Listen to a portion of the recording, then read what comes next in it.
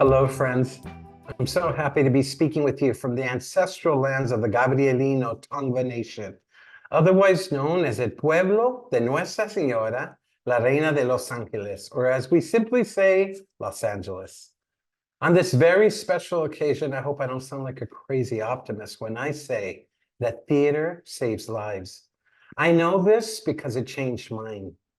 As an artist who was raised in poverty in a barrio in downtown Los Angeles, I am conscious of a violence that accompanied me in my youth, a way of thinking about my limited choices, which were constantly confirmed in mainstream images that distorted my culture and its options. The message was clear. Survival was the objective. For some, it meant joining gangs, addiction, or learning prison systems. For others, like me, it was the refuge of a public library where I discovered that I was what they called an artist, which is to say that exploring and practicing expression was a way of learning what freedom was. Discovering this freedom in every play I checked out from the library showed me that language was attached to feelings, that lived in bodies that had metaphorical wings capable of transport. Words, as I read them, carried me far when I was growing up. They were comfort in a harsh world. When I wrote words as a teenager, my restlessness to know more stories took me on real journeys to you and your stories, which I often find are my stories. The details are different, but the feelings the same. Theater has an extraordinary power to cross all borders and let us see each other, not just on stage, but in the audience as well. My parents, with their farm worker history, did not know how to access this world. We simply could not afford it. They desperately wanted it for me. I collected cans and bottles at football, soccer games. I sold sandwiches my mother made. I raised enough money to buy tickets to see theater. My parents drove me to see the first national tour of Stephen Sondheim's Pacific Overtures, starring the legendary Asian American actor Mako. Then they drove me to see my first play, the first national tour of Entezake Shange's for colored girls who have considered suicide when the rainbow is enough.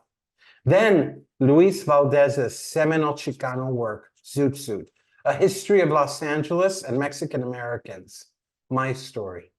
They waited in the car across the street from the Marte Performed Theater at the Music Center of Los Angeles County.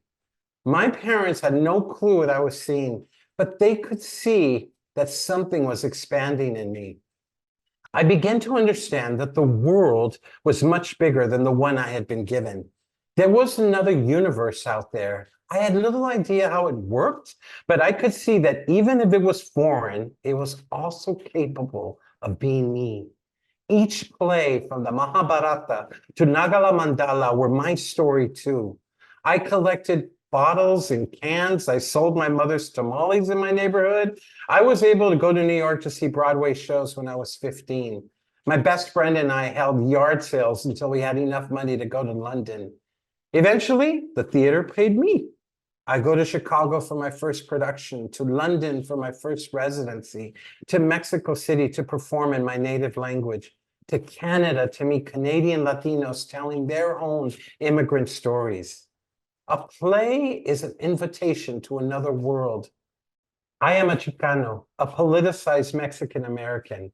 I yearn to tell more audiences the stories of my people. For me, these are often hard stories about the disproportionate poverty and violence we are born into, but they are also love stories. I have adapted the Greek classics so that you can see that we belong to the world too. Our humanity is not limited to barrios and prisons, regardless of what the dominant culture often portrays us as. I am a world artist. I belong to the shared humanity of our stories. We, my people, built civilizations and systems and rituals and meaning from the very dirt that we will be buried into. In la Quech, we believe that we are the other you, or should I say, you are the other me. Your story is also my story. We are one expression of feeling in a world of languages. This is a difficult time for the world. Violence, poverty, hunger, and war, fueled by the lies that support such actions. We artists must stand in truth, both our own, but also in yours. In la quech, tú eres mi otro yo. You are the other me. Let us speak to each other in stories, through words and feelings. This is what theater does best. We learn how to be better human beings by coming together and wrestling with all that is conflict and all that is joy, the communal experience. This is what I share in the theater and with you on this day when we get to share each other. Gracias and thank you.